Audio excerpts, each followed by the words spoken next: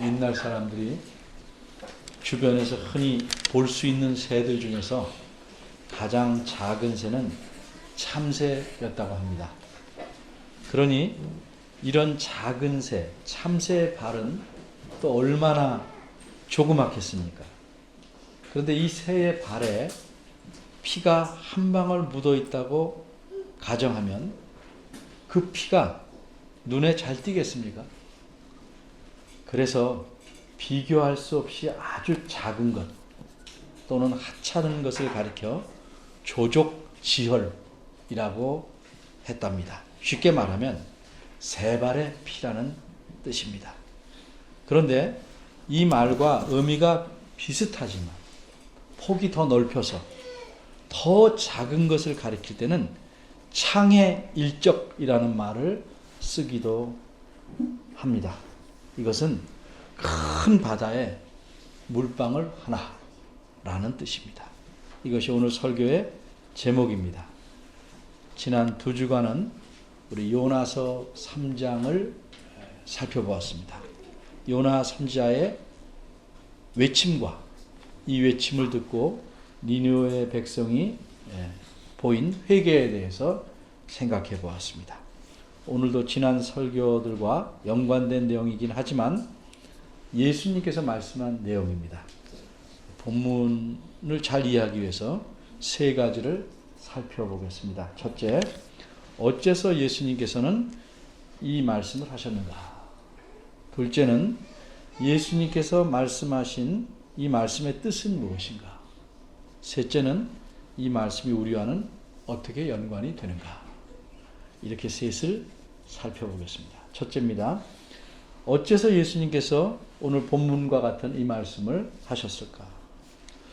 말이나 글은 언제든지 그것이 속해 있는 문맥이나 상황에서 이해해야 합니다.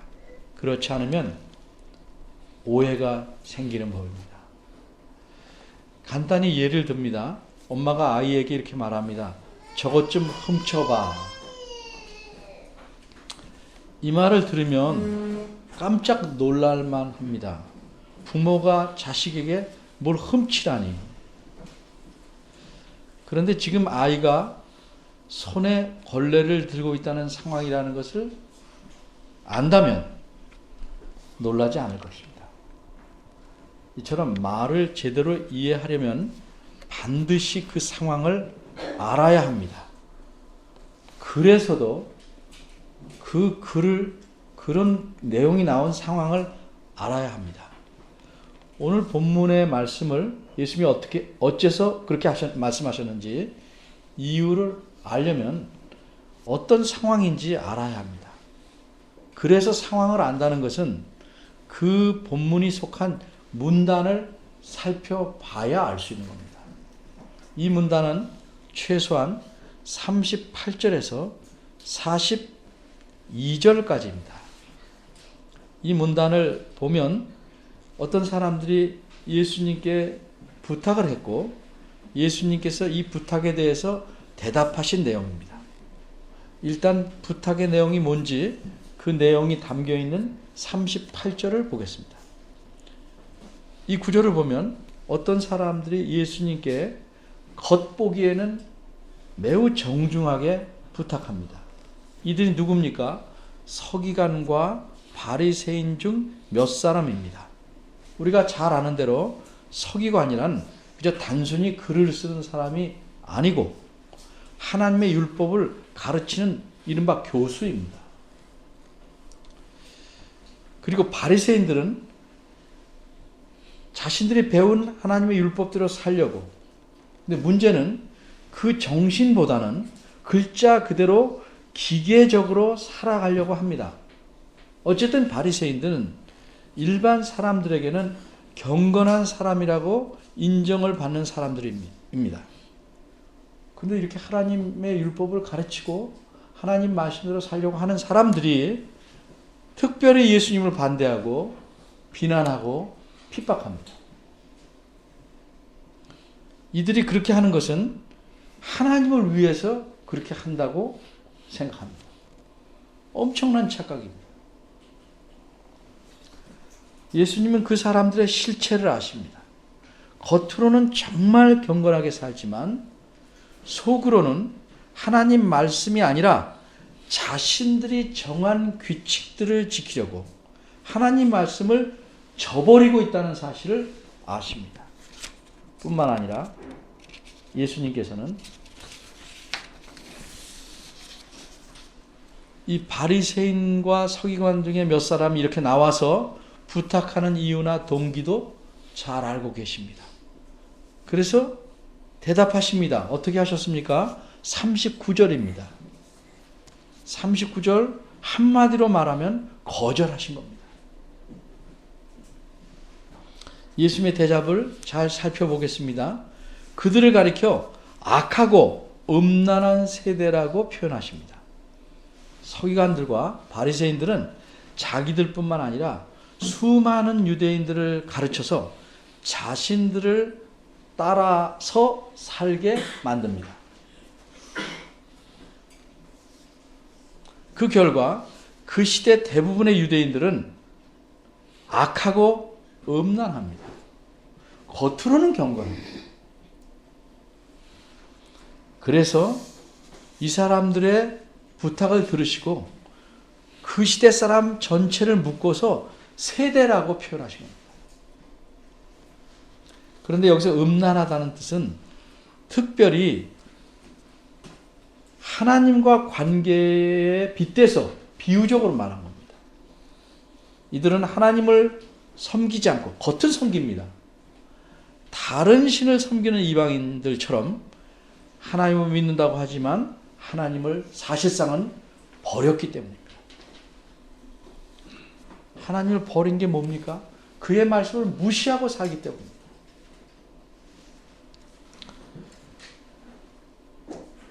이 몇 사람이 나와서 표적을 요구합니다. 무슨 표적입니까? 여기서 표적이라는 기적을 말합니다. 예수님께서 하나님이 보내신 분임을 증거할 수 있는 기적을 행해 주시기를 요구하는 겁니다. 그런데 예수님은 자신이 하나님의 아들이시고 하나님에게서 왔다는 사실을 입증하는 기적들을 이미 수없이 보여주셨습니다. 그런데도 유대인들은 그런 기적들은 표적이 아니라고 합니다. 왜 그러는가? 자기들 마음에 들어야 표적이 되는 겁니다. 이런 식으로 요구하는 사람들은 거의 예외 없이 믿지 않으려고 작심하고 상대를 힘들게 하려고 그런 요구를 하는 겁니다. 예수님이 어떻게 이미 수많은 표적들을 보이셨습니까? 수많은 병자들을 고치셨습니다. 오늘 본문 바로 앞에서도 12장 13절에 보면 손이 다 말라 비틀어진 사람을 고쳐주셨습니다. 그랬더니 바리새인들이 뭐라고 합니까? 12장 14절입니다. 예수님을 어떻게 죽일까 의논합니다. 12장 15절입니다. 예수님은 자기에게 나온 병자들을 다 고쳐주셨습니다. 22절입니다. 귀신이 들어서 눈멀고 벙어리 된 사람을 고쳐주셨습니다. 그러니까 바리새인들이 또 뭐라고 합니까? 24절입니다. 귀신의 왕의 힘을 빌려서 귀신을 내쫓아 고친 것이라고 합니다. 이렇게 악하게 구니까 예수님은 그들에게 경고하십니다. 31절입니다. 12장 31절. 그러므로 내가 너에게 이르노니 사람의 모든 죄와 회방은 사하심을 얻되 성령을 회방하는 것은 사하심을 얻지 못한다. 그리고 34절에서 이렇게 말합니다. 독사의 자식들아. 우리가 생각하는 그런 욕이 아닙니다. 독사의 자식들아. 너희는 뱀의 후손들이다. 이런 뜻입니다. 너희는 악하니 어떻게 선한 말을 할 수 있겠냐? 이는 마음에 가득한 것을 입으로 말함이니라. 그래서 예수님은 서기관과 바리새인들이 표적을 요구하는 것을 거절하신 것입니다. 그런데 거절하셨다고 보는데 39절 후반절 말씀을 보면 조금 이상하게 보일 수 있습니다. 왜냐하면 이렇게 말씀했기 때문이에요. 선지자 요나의 표적 밖에는 보일 표적이 없느니라. 거절하신 게 아닌가? 잘 생각해 봅시다. 이 말씀의 의미는 이렇습니다. 너희는 내가 여기 너희 앞에서 깜짝 놀랄 만한 기적을 다시 행해보라고 요구하지만 난 그렇게 못하겠다.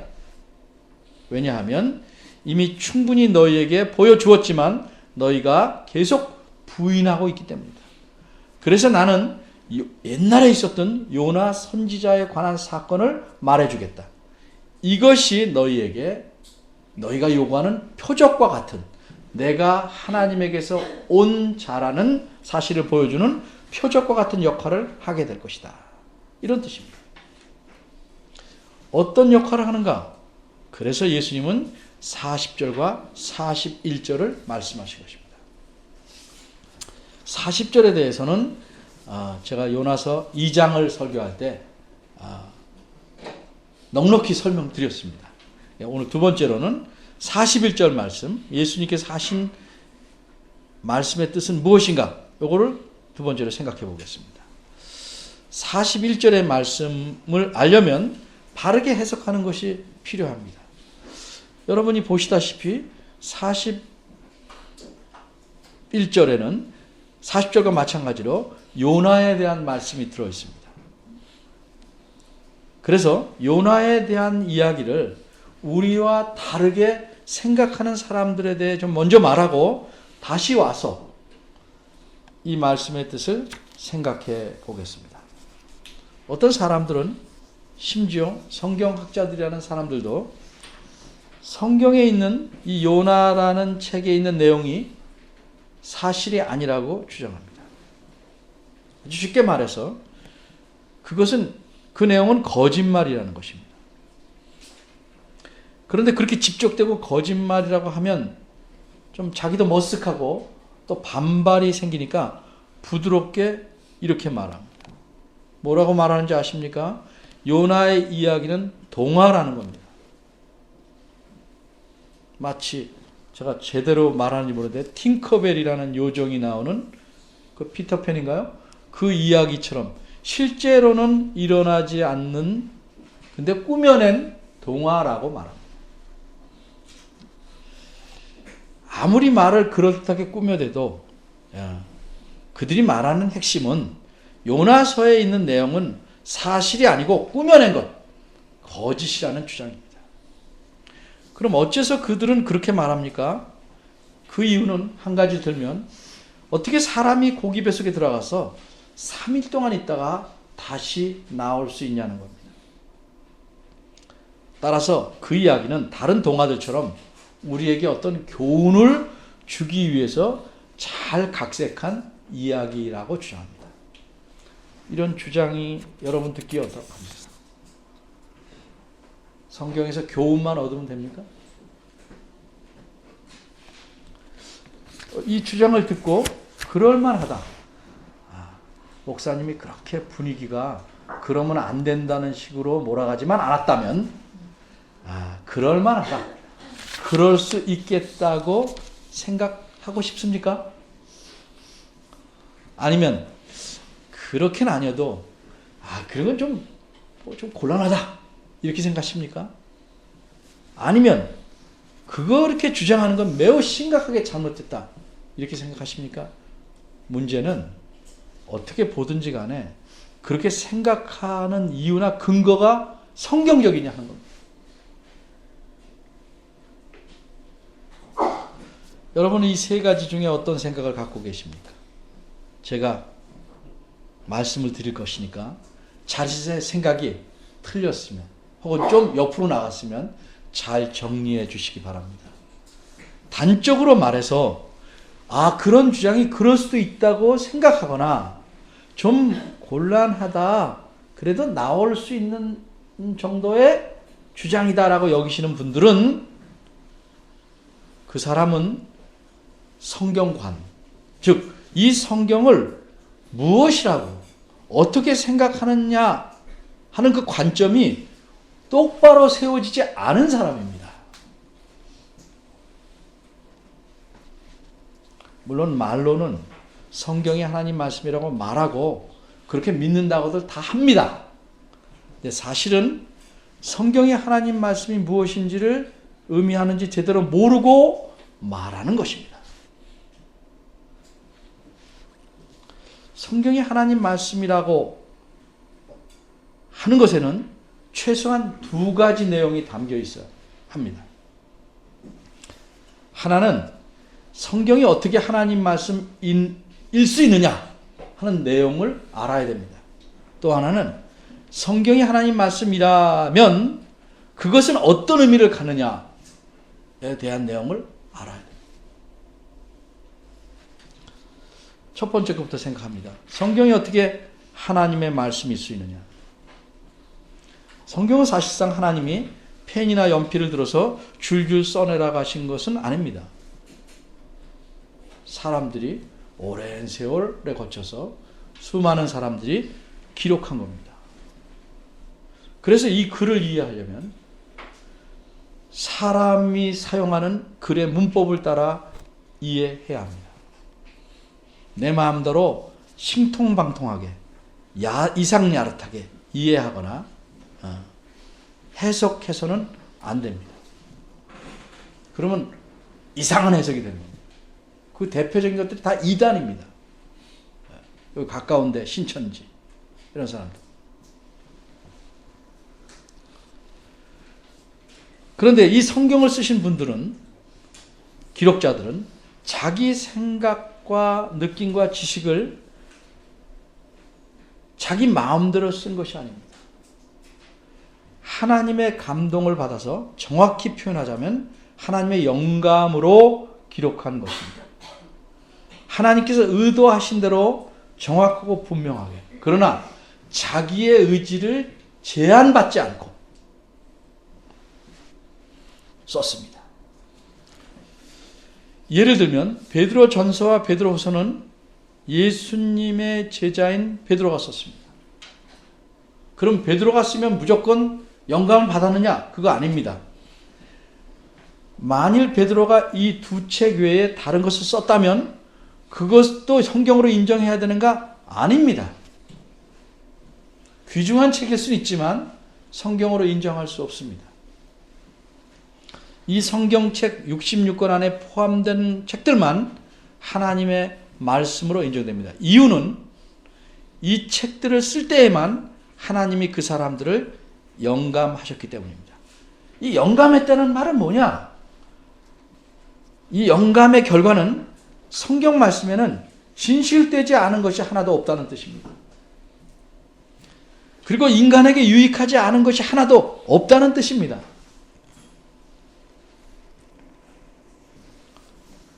이렇게 하나님께서 영감해서 썼기 때문에 성경을 우리가 하나님의 말씀이라고 하는 겁니다. 하나님의 의도대로 다 표현해 놨기 때문입니다. 두 번째로, 그러면 이 성경이 하나님 말씀이라는 건 뭐냐? 하나님께서 자기의 뜻과 의도를 기록하게 하신 것이니까 이 말씀은 하나님과 똑같은 권위를 갖는다는 겁니다. 쉽게 말하면 이렇습니다. 하나님께서 직접 내게 지금 말씀하신다면 그 말씀하신 내용이 여기에 쓰인 말씀과 똑같은 무게를 갖는다는 겁니다.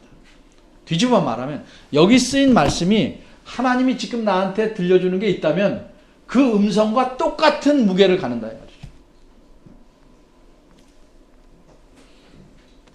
근데 사람들은 어떻게 생각합니까? 직접 들으면 그걸 훨씬 중요하다고 생각합니다. 그것은 성경이 하나님 말씀이라는 의미를 모르는 겁니다.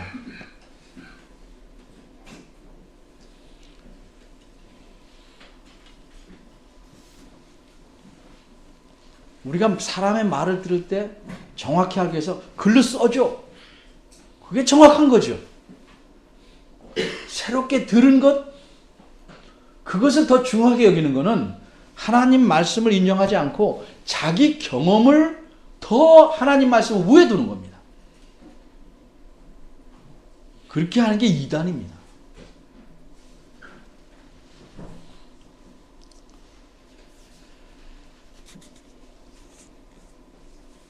신앙이 제대로 박힌 사람이라면 누구나 하나님 말씀을, 성경을 하나님 말씀을 인정합니다.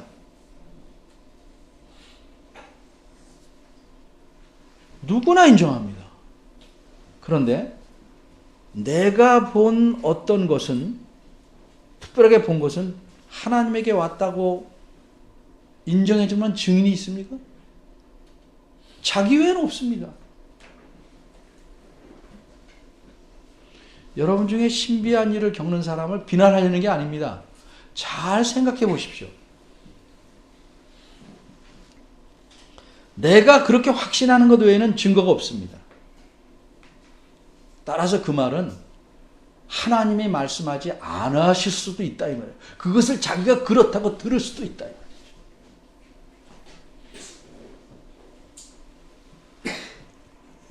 따라서 성경 말씀을 진정으로 하나님 말씀을 믿는 자라면 자신이 겪은 제 아무리 신비하고 소중한 경험이라도 이 성경 말씀에 맞는지 반드시 비추어 봐야 합니다. 아니면 어떻게 돼요?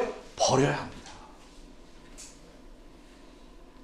내가 입을 수 있는 옷이 아니면, 적으면, 다 찢어졌으면 아까워도 치워놔야죠. 성경 자체를 하나님 말씀으로 믿지 않는 사람들, 다른 것을 성경과 빗대거나 높이 놓거나 같이 놓거나 하는 사람들은 다 신앙이 비뚤어진 겁니다. 바로 잡아야 됩니다. 근데 이런 말을 하면 어떻게 보통 반응하냐면, 목사님은 그런 경험이 없어서 그렇다고. 저 그런 경험 갖고 싶지 않습니다. 충분하고 넉넉하고 정확한 하나님 말씀이 있는데 왜 새로운 거 갖고 정신없이 헷갈려야 됩니까?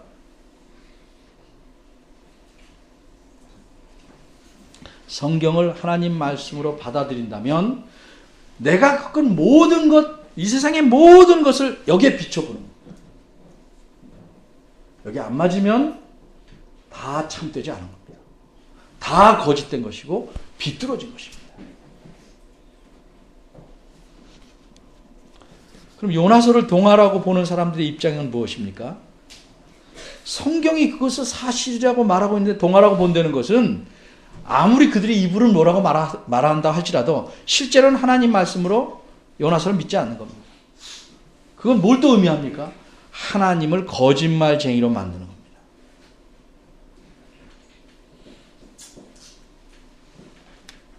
성경이 이것을 교훈을 위해 꾸며냈다 이렇게 말하면 그렇게 믿어야 되고, 이게 사실이다 그러면 내 생각과 달려도 사실을 믿어야 합니다.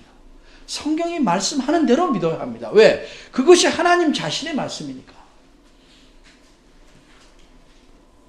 내 생각과 내 판단이 하나님 말씀이냐 아니냐를 판단하는 기준이 아니고 성경 말씀 자체가 스스로 판단해 주는 대로 믿고 받아들여야 합니다. 예수님 믿는 사람들 중에 이런 경우가 있어요. 성경을 읽고 자기한테 와닿아야 이건 하나님 말씀이다. 안 와닿으면 하나님 말씀이 아닙니까? 그럼 마태복음 1장 1절에서 17절 누가 누굴 낳고 엄청 길지요? 와닿아요? 혹시 임신하신 분들은 와닿을지 모르겠어요. 그럼 그 말씀은 한 번도 하나님 말씀이 되질 않네?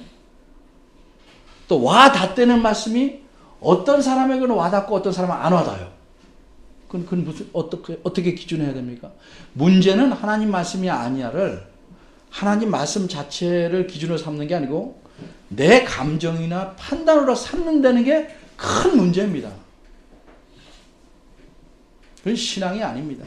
자기가 하나님 말씀 위에 서는 겁니다.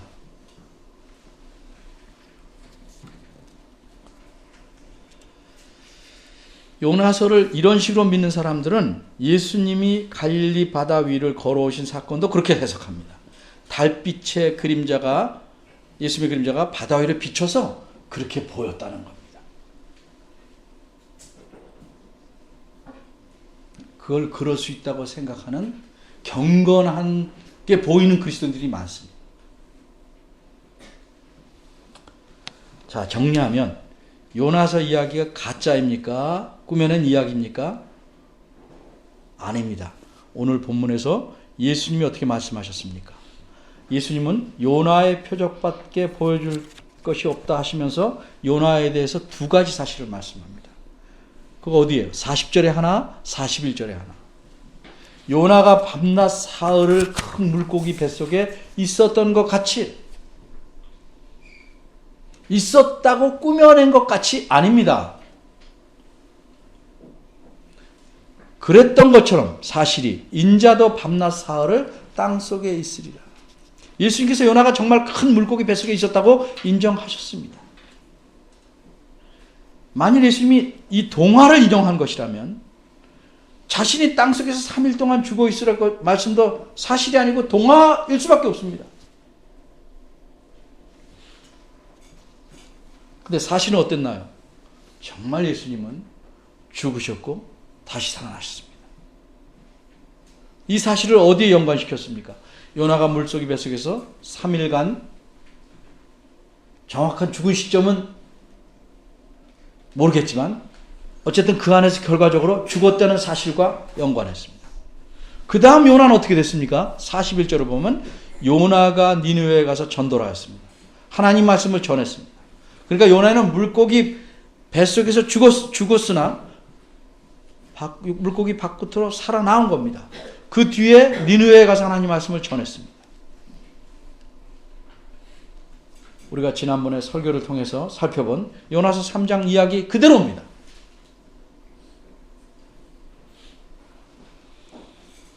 이처럼 요나서는 사실을 기록한 것입니다. 이 사실에 근거해서 예수님은 그 당시 유대인들을 향해서 41절 오늘 본문 말씀을 하시는 겁니다. 뭐라고 하셨습니까? 심판 때에, 어느 때입니까? 하나님께서 세상 모든 사람을 심판하실 때, 이 세상이 모두 끝날 때, 그때에는 니느웨 사람들이 일어나서 이 세대 사람들을 정죄한다고 말했습니다. 정죄한다는 것은 심판다는 의미가 아니고 고소한다. 고소.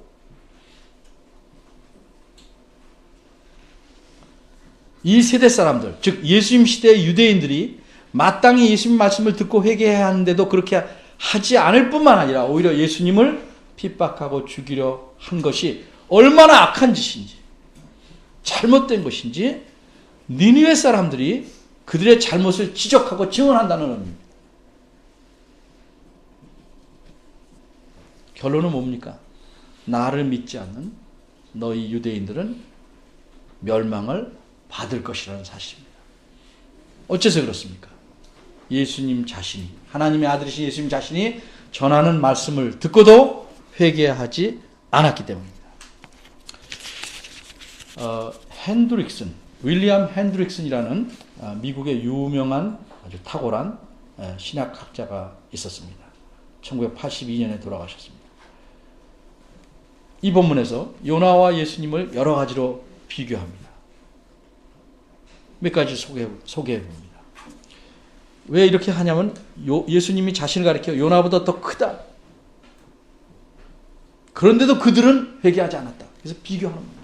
첫째로 니느웨 사람들에게 하나님 말씀을 전한 사람은 일개 선지자에 불과합니다. 그런데 예수님 시대 유대인들은 하나님의 아들이신 예수님에게 직접 회개하라는 말씀을 들었습니다. 예수님이 예를 들어서 마태복음 4장 17절에 회개하라 천국 가까웠다 이렇게 전파하셨습니다. 그 다음에도 또 계속 나옵니다. 그런데도 회개하지 않았습니다. 둘째로는 니느웨 사람들에게 하나님 말씀을 전한 요나는 그냥 인간에 불과했습니다. 죄 있고 어리석고 반역적인 인간이었습니다. 그런데도 그 사람 말을 듣고 니느웨 사람들은 회개했습니다. 근데 예수 그리스도는 죄가 전혀 없으시고 지혜와 긍휼이 풍성한 분인데 유대인들이 이분의 말씀을 직접 듣고도 회개하지 않았습니다. 셋째로 요나 선지자의 메시지는 아주 간단한 겁니다. 아직 40일 그리고 니느웨는 엎어질 것이다. 이 말 안에 회개하라는 암시가 있긴 하지만 니느웨가 망할 운명에 대해서 말한 겁니다. 심판에 대해서 말한 겁니다. 반면에 예수님은 은혜와 용서와 구원에 대해서 수없이 많이 말씀하셨습니다. 여러분이 잘 아는 말씀 마태복음 10장 28절 30절 수고하고 무거워 짐진 자들아 다 내게로 와라 내가 너희를 쉬게 하리라. 나의 멍에를 메고 내게 배우라. 너희 마음이 쉼을 얻으리라. 그런데도 거절합니다. 넷째로 요나는 자신이 전하는 말씀이 하나님 말씀이라는 것을 증거할 만한 어떤 기적이나 표적을 전혀 보여주지 않았습니다. 그런데도 그 말씀 한 줄의 말씀만 듣고 니네 사람들 회개했습니다. 예수님이 자신의 말씀이 참된 하나님 말씀이고 자기가 누구라는 걸 입증하는 기적과 표적들을 계속 보여주셨습니다. 그런데도 유대인들은 까딱하지 않았습니다. 끝으로 요나 선지자는 예수님 당시에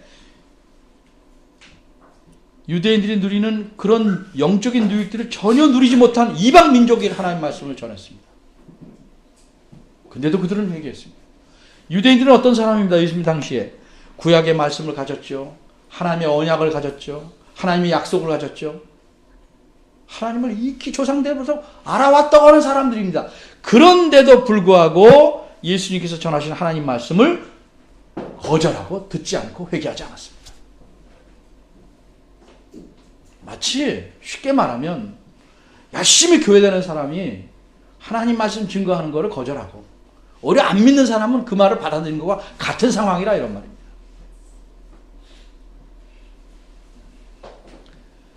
부모에게 모든 좋은 혜택을 다 받는 자식이 부모에게 제일 불효하고 정말 부모가 늘 야단치다가 어쩌다 한번 칭찬하면 감격해서 우는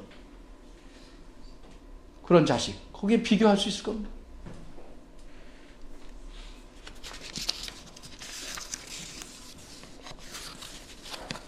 이렇게 비교한 사실에서 드러난 게 뭡니까? 예수님 당시 유대인들은 그 마음이 완악하기가, 악독하기가 이루 말할 수 없다는 겁니다. 니느웨 사람들보다 훨씬 더 악합니다. 그들은 겉으로 악했죠. 물론 마음도 악하지만 유대인들에 비하면 훨씬 말랑말랑한 겁니다.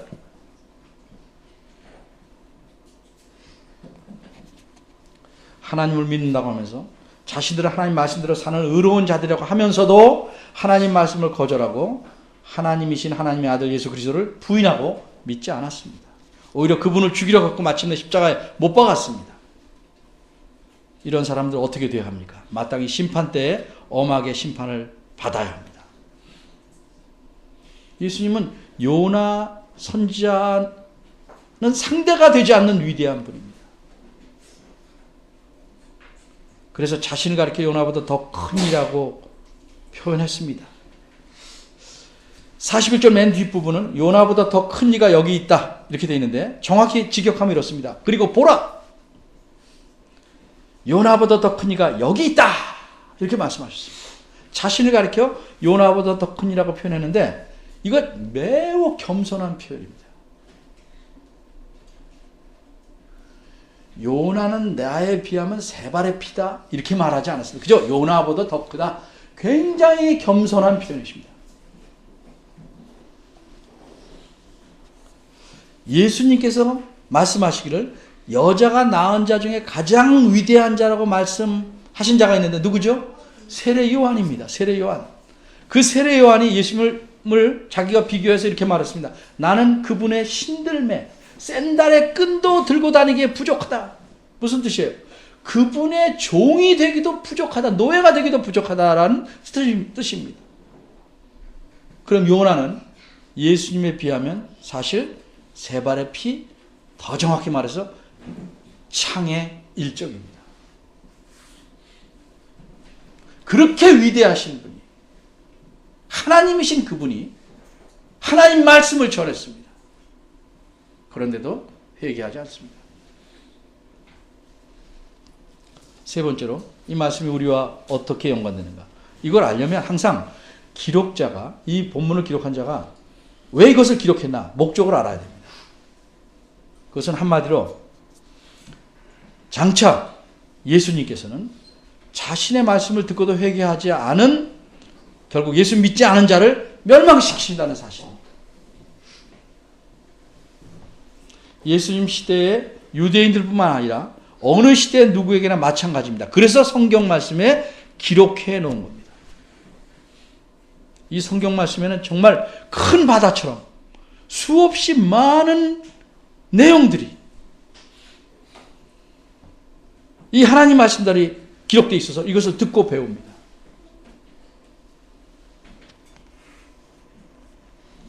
그런데도 예수님을 진정으로 믿지 않는 사람은 그것은 결국 이 하나님 말씀이 거짓이고 이렇게 말씀하신 하나님도 거짓말쟁이라고 여기는 것과 마찬가지입니다. 누가 나를 거짓말쟁이라고 그러면 어떻습니까?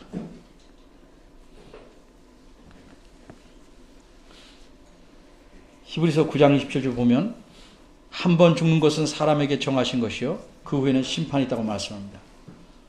예수를 믿지 않으면 심판 후에 영원히 멸망하는 자리에 이릅니다. 그럼 믿으려면 어떻게 해야 됩니까? 자신의 잘못을 회개하고 하나님의 긍휼하심을 구해야 합니다. 그리고 예수님을 자기 구세주로 받아들여야 합니다. 그럼 이렇게 해서 예수님을 믿는 자는 더 이상 회개할 것이 없을까요? 예수님께서 말씀하셨듯이 이미 목욕한 자는 발을 씻어야 합니다.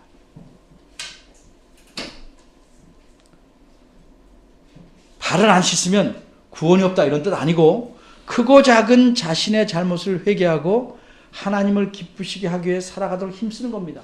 이게 최소한의 감사를 표시하는 겁니다. 근데 그렇게 힘쓰는 것이 뭐 대단한 일이 아닙니다. 대단한 업적이 아닙니다. 우리가 스승의 은혜, 부모님의 은혜를 하늘보다 높고 바다보다 깊다 이렇게 표현합니다. 그럼 우리에게 이미 베푸셨고 날마다 우리에게 베풀어 주시고 영원히 베푸시는 하나님의 은혜는 어떻게 표현해야 되겠습니까? 이러한 예수님의 은혜에 비하면 우리가 최선을 다한다고 예수님 위해서 산다고 노력하는 노력은 사실 큰 바다의 한 방울의 물과 같습니다. 그런데 그 정도의 감사도 안 하려고 합니다. 회개했다는 사람들이. 그러기에 은혜에 감사해서 그렇게 살려고 힘쓰지 않는 그리스도는 진정한 그리스도인이라고 말하기는 힘들 것입니다. 여러분 스스로 깊이 생각해 보시기를 바랍니다. 기도하겠습니다. 하나님 아버지, 우리가 주의 말씀을 배울 때마다 하나님이 얼마나 위대하시고 베푸신 은혜가 큰 바다 같음을 깨닫게 하여 주옵소서.